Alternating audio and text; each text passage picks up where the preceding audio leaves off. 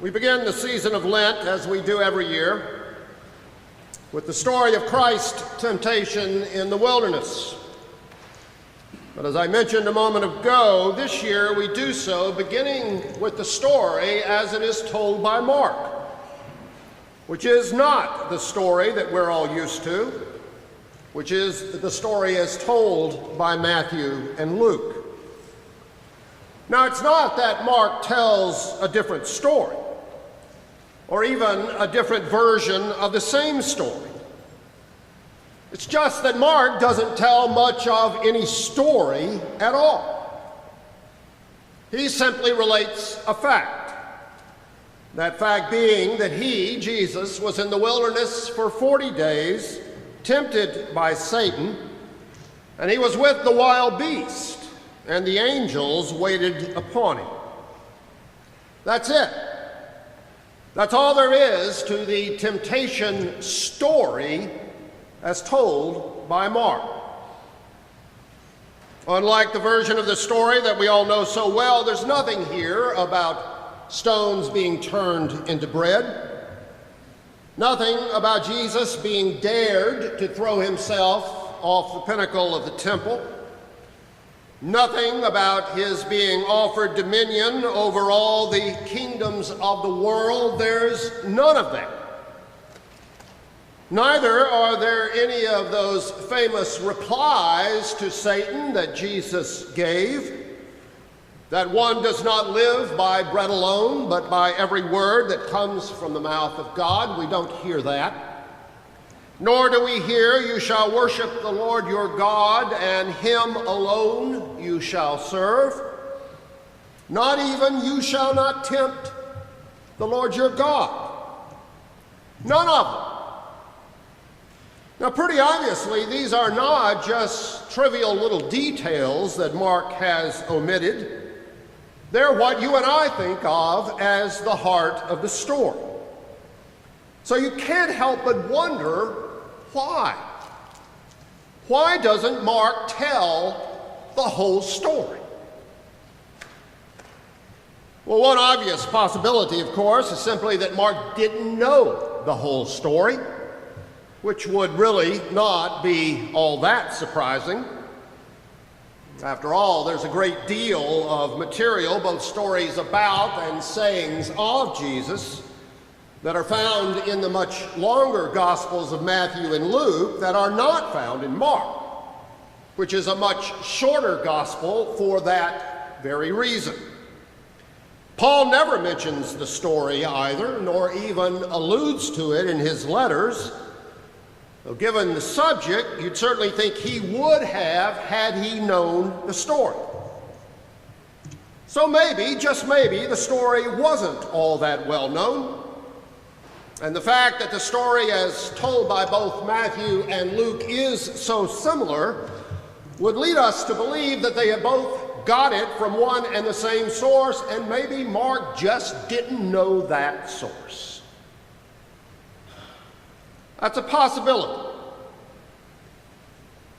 On the other hand, though, perhaps Mark did know the story. Perhaps Mark knew the story, and having heard what people in the church had made of the story, this dramatic story of Jesus and Satan slugging it out in the wilderness, maybe he thought the story as it was being told was misleading.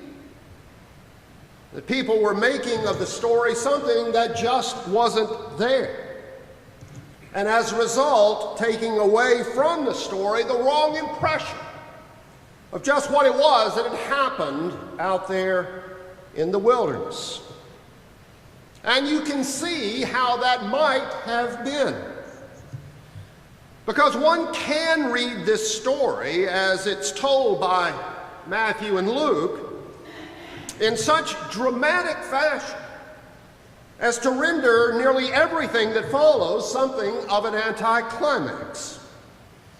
As if here, Jesus had once and for all put Satan in his place, so much so that Christ's ultimate triumph over Satan is all but assured.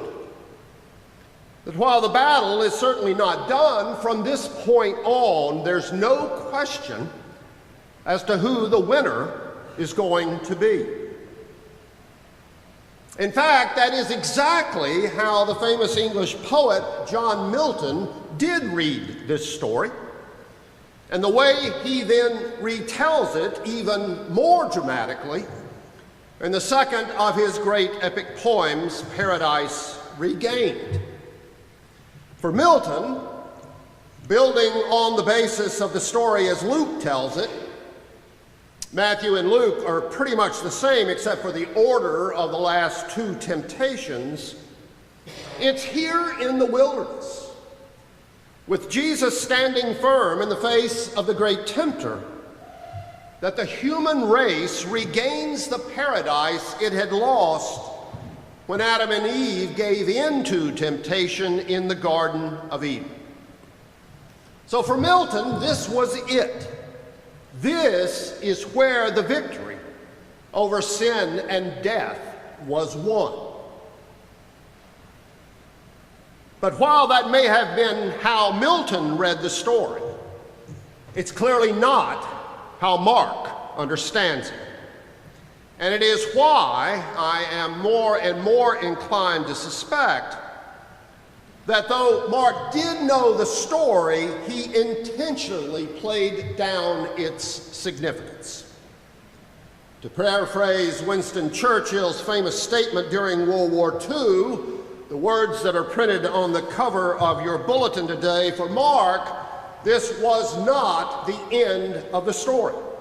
It was not even the beginning of the end, though perhaps it was the end of the beginning. Because for Mark, this was just the beginning. Just the beginning of Jesus' confrontation with evil and all its many faces. This was just the first of what would be many such battles. Which is why I think his one-sentence description of this event strips it of all the drama. Because there was nothing particularly dramatic, and certainly nothing all that unusual about Jesus being tempted by Satan and all his minions. Because that happened every day, not just once. This was simply the first in what would be an ongoing series of battles that would not end until Jesus drew his final breath upon the cross. Which is why Jesus, unlike all of his disciples, never got particularly carried away by the adulation of the crowds, whether early on in the towns of Galilee or later on Palm Sunday, thinking that somehow that meant that the battle was over and the victory was won.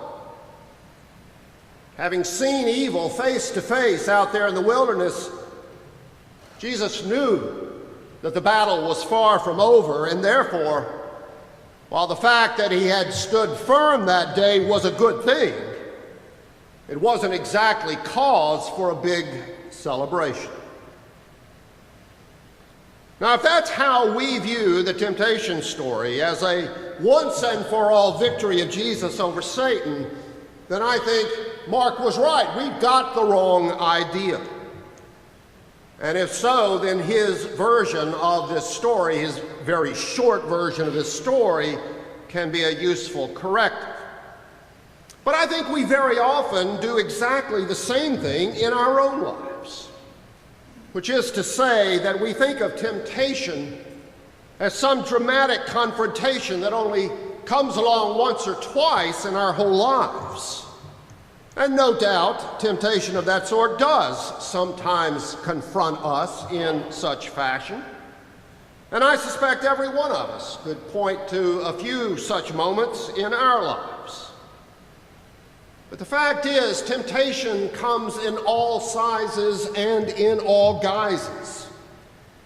And just because we've managed to withstand temptation one day doesn't mean then that we don't have anything to worry about the rest of the month, because it's not going to come along again for some period of time. In fact, I think it's very often the little things that trip us up. The little things that we don't even think of as temptation, because in our eyes they simply don't amount to much of anything. Little things like how we treat people we come into contact with every day. Nobody thinks of that as temptation, and as a result, sometimes we're pretty careless with how we interact with other people. And a little carelessness multiplied many times amounts to something more than just a little carelessness. Indeed, sometimes it's those little things that day after day add up to something much bigger. Living a truly Christian life doesn't just mean making a couple of big decisions somewhere along the way, although it might mean doing that. But just as importantly, it also means making a lot of little decisions every single day, and therefore doing the right thing day after day after day. Not just doing the right thing once in very dramatic fashion.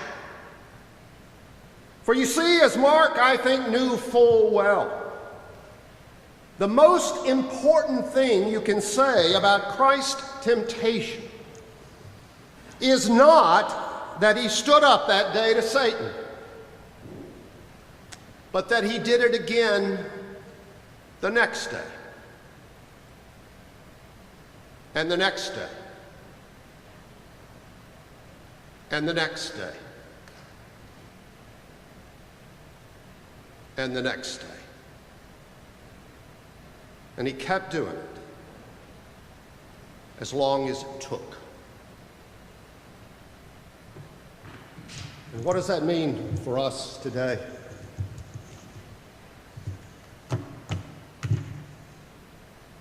It means that if we can't get those guns off the street today, then we try again tomorrow. And if we can't do it tomorrow, then we try again the next day, and the next day, and the next day, until no parent ever again has to hear that news. In the name of the Father, and of the Son, and of the Holy Spirit, to whom be all glory and honor, now and forever.